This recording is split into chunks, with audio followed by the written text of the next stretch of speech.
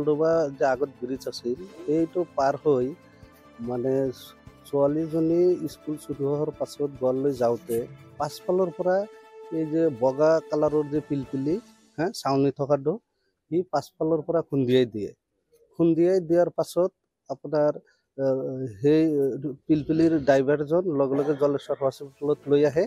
হস্পিটেলত আমাক খবৰ দিয়ে, আমি হস্পিটেলত আহোঁ। হস্পিটেলৰ পৰা লগে লগে ৰেফাৰ কৰি আমি গুৱাহাটীলৈ লৈ যাওঁ। ৰাস্তাতেই ডেথ হয়। ডেথ হোৱাৰ পাছত আমি ঘূৰি আহোঁ।